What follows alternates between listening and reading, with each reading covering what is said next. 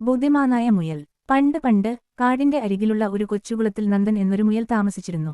നന്ദൻ വളരെ ബുദ്ധിമാനും വിവേകിയുമായിരുന്നു. കുളത്തിൽ അനേകം നീർക്കോഴികളും തവളകളും മീനുകളും ഉണ്ടായിരുന്നു. അവരിൽ പ്രധാനി ശിവൻ എന്ന വലിയ ആമയായിരുന്നു. ശിവൻ കുളത്തിലെ കാര്യങ്ങളെല്ലാം നോക്കി നടത്തിയിരുന്നു. ഒരു ദിവസം ആ കാട്ടിലേക്ക് ഒരു പുതിയ കടുവ വന്നു. ആ കടുവയെ എല്ലാവരും ഭയന്നു, കാരണം അവൻ വലിയ അഹങ്കാരിയും ക്രൂരനുമായിരുന്നു. കടുവയുടെ പേടി കാരണം ആരും സമാധാനത്തോടെ ജീവിച്ചിരുന്നില്ല. കടുവ എല്ലാ ദിവസവും മൃഗങ്ങളെ പിടിച്ചു തിന്നാൻ തുടങ്ങി. മൃഗങ്ങൾ ഒന്നിച്ചു കൂടിയാലോചിച്ചു. അവർ കടുവയുടെ അടുത്തു പോയി പറഞ്ഞു, കടുവേ, അങ്ങ് ഇങ്ങനെ എല്ലാവരെയും കൊല്ലരുത്.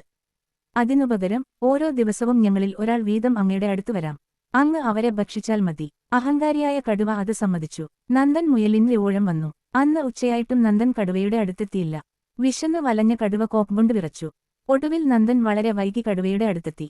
എന്താ മുയലേ ഇത്ര വൈകിയത്? നിനക്കറിയില്ലേ എന്റെ വിശപ്പിനെപ്പറ്റി? കടുവ അലറി. നന്ദൻ വിനയത്തോടെ പറഞ്ഞു, പ്രഭോ, ഞാൻ വരുമ്പോൾ വഴിയിൽ വെച്ച് മറ്റൊരു കടുവ എന്നെ പിടികൂടി. അവൻ എന്നെ തിന്നാൻ തുടങ്ങിയപ്പോൾ ഞാൻ പറഞ്ഞു, ഞാൻ ഈ കാട്ടിലെ രാജാവായ കടുവയുടെ ഭക്ഷണമാണ്. അപ്പോൾ അവൻ, ഞാനാണ് ഈ കാട്ടിലെ രാജാവ് എന്ന് പറഞ്ഞ് താങ്കളെ പരിഹസിച്ചു. ഞാനാണ് യഥാർത്ഥ രാജാവ് എന്ന് തെളിയിക്കാൻ വേണ്ടിയാണ് ഞാൻ വൈകിയത്.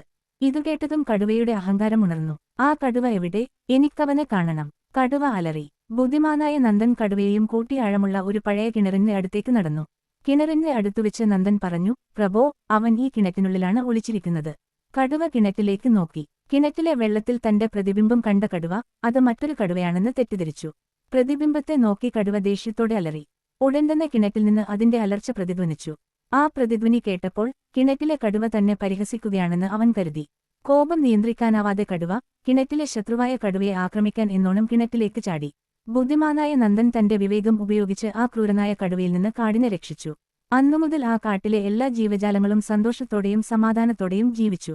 നീതി, ശക്തിയേക്കാൾ വലുതാണ് ബുദ്ധി, വിവേകം. കഥ ഇഷ്ടമായോ?